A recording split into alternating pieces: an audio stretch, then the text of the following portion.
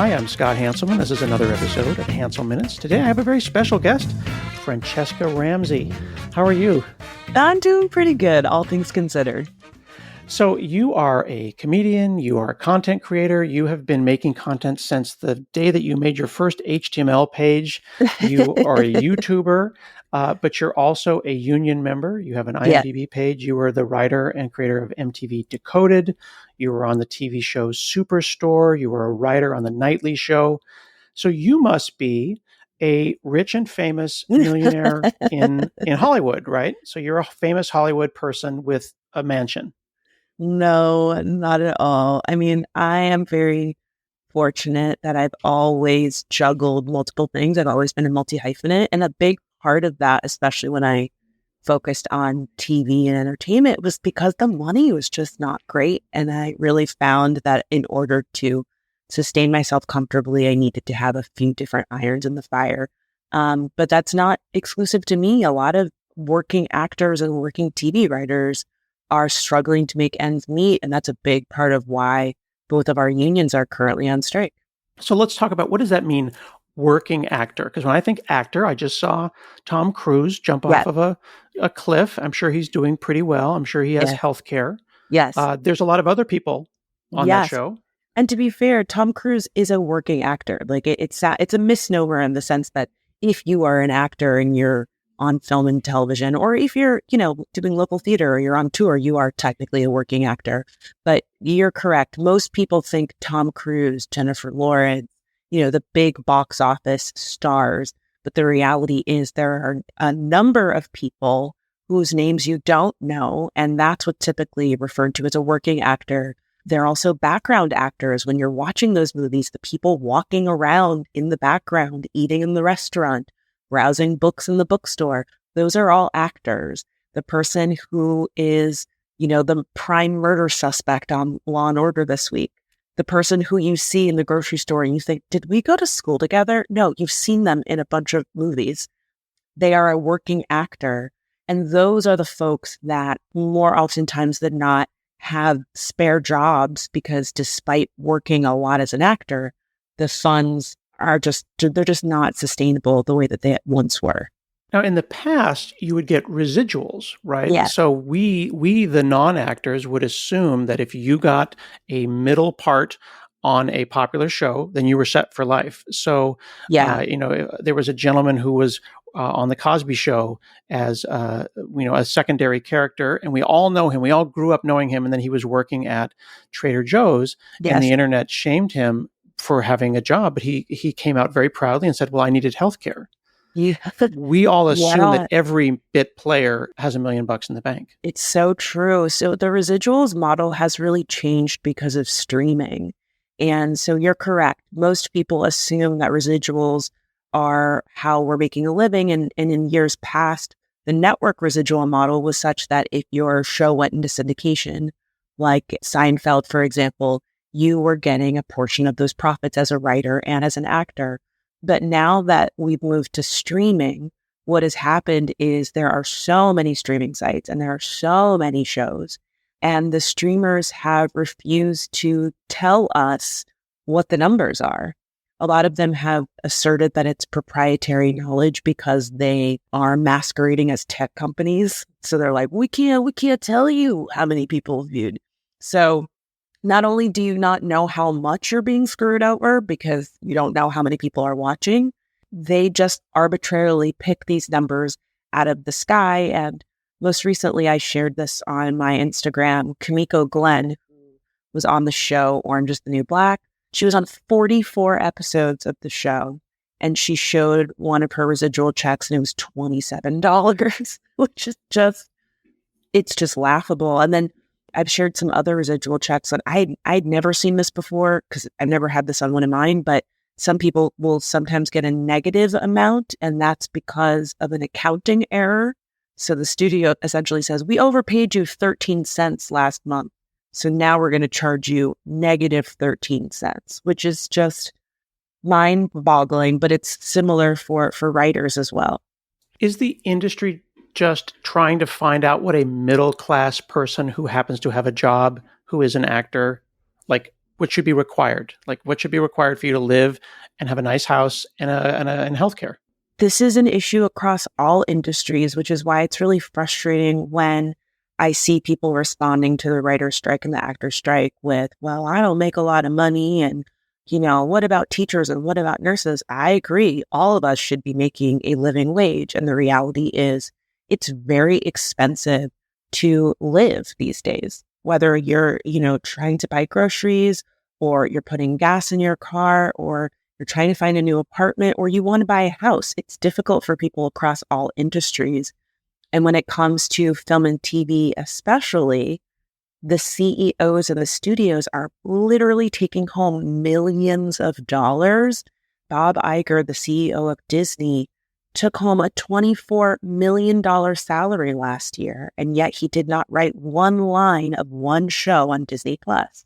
And so what we're really asking for is just a portion of the profits that we create off of our work and off of our intellectual property and off of our image and our likeness to be compensated for it, not so that we could all be millionaires. A lot of people just want to keep their health care, want to be able to put their kids through school, want to be able to buy a home someday. And again, I think no matter what industry you're in, you need it. And to your question, I think a lot of CEOs and people that have extreme wealth don't know what it means to be middle class because they haven't been middle class ever, or they haven't been middle class in a long time, and they don't know the realities of how expensive it is to just live. You are on the picket lines regularly. We see you there on your social media. You're there with people that I will recognize, and I'll go, I don't know that person's name, but I appreciate your work. And I feel like this fight, this conversation is about those people. I saw this amazing clip from Michelle Hurd, whose name I do know because she was on Law and Order and she's on Star Trek Picard. And we all, if you go and Google for Michelle Hurd, Hurd, you're going to be like, oh, I love her. She's great. And she makes these points that the fight is for those people where it's like, oh, that guy from that thing. Absolutely. Is that person? And then we might hear that I made $5,000 for an episode of Law and Order. And as, again, a person from the outside, I'm like, wow, $5,000 for 3 days work. I'm like, that's amazing. Right. But then that $5,000, then you pay 10% to your manager, you pay 10% to your lawyer, you also maybe pay 5% to your business manager. You also need to put aside a portion for taxes. I pay quarterly taxes, just that's what works for me. But again, you get screwed tax season if you didn't put money aside because it's not taken out up front. And then you also have to remember one of the other core issues for the writers or the actors strike is self-tape auditions. Since the pandemic, most actors are now exclusively taping their auditions at home. So that means in addition to learning the lines, you need to either book a space in order to shoot and film and edit your audition, or you need to invest in the proper equipment to do it at home because they're not going to look at your tape if it's filmed on a webcam. They're not going to look at your tape if you don't have proper lighting, if you didn't edit it together and put your name on there and put together the best clips. So while you might get that $5,000 job for 3 days on set, how much did you spend ahead of time trying to book that job? Sometimes in a good week, I might have 2 or 3 auditions. And those are things I have to bake into the rest of my life. Again, the time and the money for then something where I'm going to have to pay commissions to my entire team. And it really only ends up being like $1,200. And you're not doing that every week. The last time I had a guest star role was 2021. I've come really close a few times in the most recent years, but I had to spend money in order to get really close. And then I didn't book the job. And again, that is not unique to me. That's happening to a lot of people. And then the Michelle Hurds of the world who are booking are like, I'm still not making enough money to live. Yeah, that really puts it into context. What I've been trying to explain to the computer people that I know and that who listen to this show is when I was a consultant, there was this thing called bench time. When you're not billing hourly, you're on the bench. Whoa. So every hour that goes by and I'm not billing my hourly rate, that's taking out of the hourly rate that I built last week. So you're going to have to build up this nest egg. But even the amazing, like the initially large number, $5,000 for a guest spot, if you did that once a month, you were on Law and Order once a month for $5,000. you clear $1,500. Yeah. That's probably like what, less than $20,000 a year. Yeah, the most recent stat that we've been sharing is that out of our 160,000 members, 87% don't qualify for their health insurance. And the health insurance requirement is only $26,000 a year. That's it. And for background actors, for example, they don't have to audition. They go through their agents and basically they have like a database of different looks. Like, I need someone that's tall. I need someone that has red hair. I need someone that's plus size, whatever. And then they get a day rate. And those are actors who sometimes are acting on multiple shows. And again, it is acting, even if you're just in the background. For you to be able to eat that salad while Tom Cruise is jumping through a window next to you and you don't break and you don't go, holy shit, that's Tom Cruise. You're acting. You deserve to be paid for that. And there are people who will do background on multiple shows. And another one of the issues that, we've been fighting for both writers and actors is AI. And the studios proposed that background actors could get paid for 1 day of work. They would be scanned using AI, and the studios would have the ability to place that actor in however many movies, TV shows they want, and they would not be compensated for that. That's not acceptable. They're already not being paid enough. Their image should not be used in perpetuity. And similarly with writers, you should not be able to train AI using our work to then spit out a script that I don't get paid for. It's just not right. I actually have that document that you're referring to right now, the digital replica section, and I want to gently correct you. It's actually not a day's work; it's a half day's work. Oh God! So they will. Well, okay. Listen, I thank you. Thank you for gotcha. The last thing I want to do is give them too much credit. I don't want to give the impression that the AMPTP wanted to pay a full day. That is abysmal, and I believe I've done background. It's been a really long time. The last time I did background, I think the day rate was like $250. And a day rate, just to be clear, that might mean your call time is 4:00 in the morning. Usually the background people have to be in holding early because they make you bring your own clothes and they want to check what you have. They don't want you to have the same outfit on as the person next to you in the bookstore. So you're there earlier than everybody else. And then it's a lot of waiting around. And then they might pull you in other scenes. You might be on set for 12 hours, 14 hours, and you're only making like $250. Like, that's wild. Speaking of that, you asked for hair and makeup equity, which is makeup professionals, equipment, everyone being able to handle hair textures and styles of all skin tones. They said, no, you have to do your own hair, your own makeup. You have to bring your own clothes. But the idea that, let's go back to the generative AI thing for a second. I'm not a big tinfoil hat conspiracy theorist, but it feels like, and this is as a person who works in technology, that if I were to scan, Franchesca Ramsey for half a day's money, and then I get to use your identity, and then you became super famous, I'll just generate a whole movie with you. Yeah. And we saw that on Black Mirror. Yeah. Yeah. Spoiler, the first episode of season 5? Season 5 or season 6? Season 6, my gosh, is really about AI. And a number of people were like, oh my God, this is the same thing. Well, look, the guy who created Black Mirror is in the Writers Guild and is one of the people who's saying this AI thing is out of control. We have to get a handle on this. And I think it's an issue for small background actors and also working actors, but the big celebrities don't want it either. When a celebrity passes away, they don't want the studio to then just make more movies with their face and put them in things that they wouldn't want to be in, have them saying things that they don't agree with, have them participating in scenes that make them uncomfortable or don't align with their values. Again, I think a lot of people assume because it's Hollywood and film TV that we're all rich and that this is unreasonable. But the reality is a number of these issues that we are currently fighting for have the potential to trickle down to a number of industries. And so we really are trying to get ahead of this before the technology becomes so advanced that they just don't need us anymore. And that's really a valid concern. I don't like to assume evil when I can assume incompetence. in life. It's just I try to go through life assuming if something bad happens, that person I was love probably that just for you. I'm the opposite. I love that for you.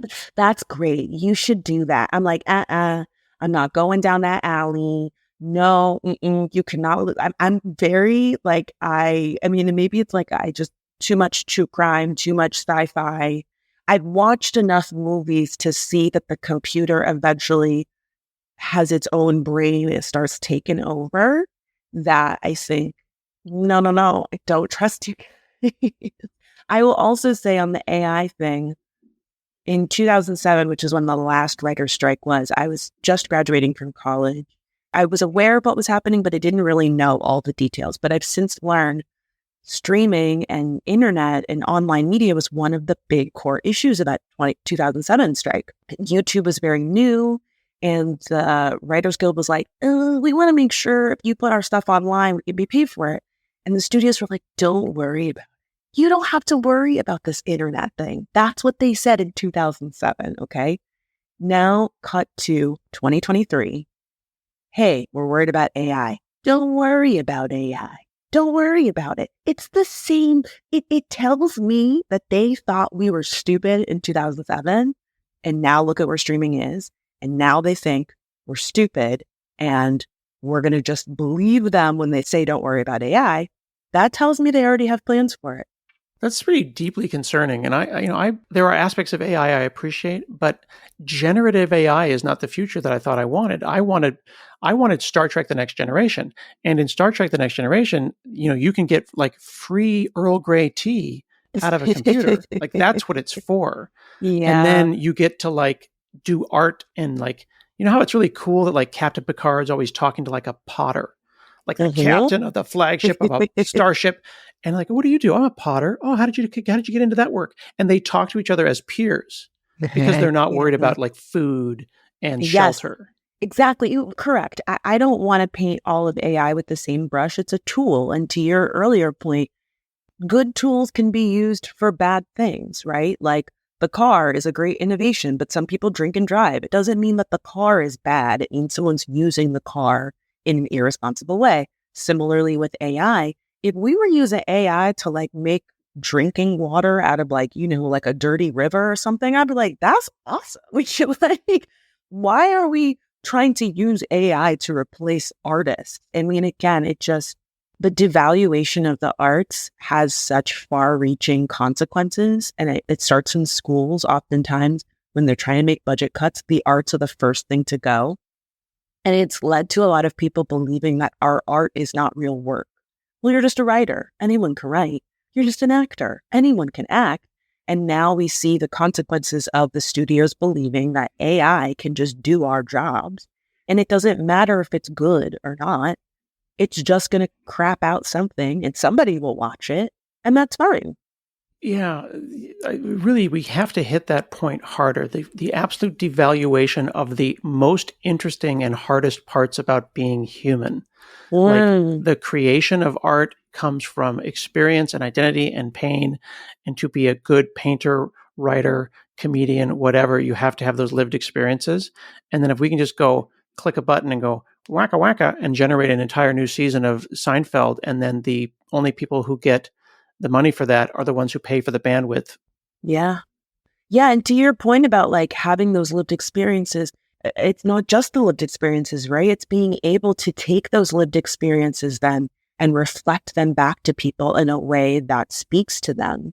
And again, the frustrating part of the criticisms I've heard of the strike is when you get home from a long day of work and you sit down in front of your TV and you watch a show and you're laughing your ass off, somebody did the work to make that happen. When you use a meme or a GIF from your favorite television show to express yourself in an argument with some asshole on Twitter, somebody made that GIF. Somebody created that moment that is expressing exactly how you feel. That's a talent. Not everybody can do it. And if everybody could do it, everyone would. And the reality is, if you have a skill or a talent that is providing a service or a value, no matter what industry you're in, you deserve to be paid fairly, and your work should sustain a life that is full of enrichment and moments with your friends and family. Everybody deserves that. Before Twitter became the hell site that it was a wonderful place. And, you and I have known each other for many, many years and have interacted on Twitter. This is a thing that I do on Twitter. I don't know if I'm the only one, but tell me what you think about this.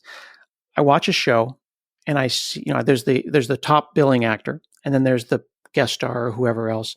And then they happen to go and like just chew the scenery up. And you just go, oh my God, that was amazing. So I go to Twitter.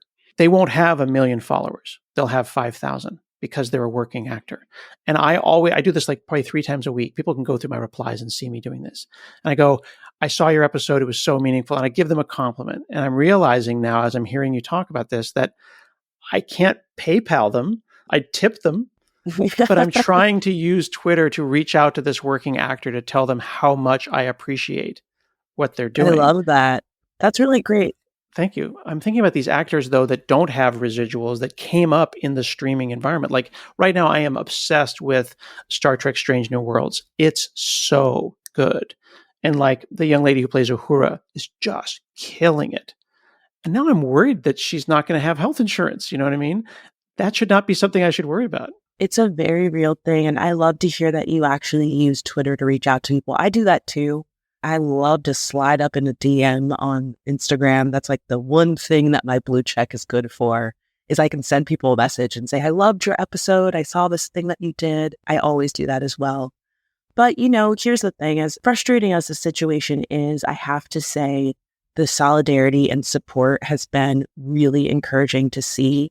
And as much as there are a ton of working actors and background actors on the picket lines, a lot of big stars are showing up too and saying, I was a working actor. I know how much this business has changed and it needs to be better. UPS is potentially going on strike very soon. We had a joint event with them this week, which was really incredible. The solidarity was just fantastic.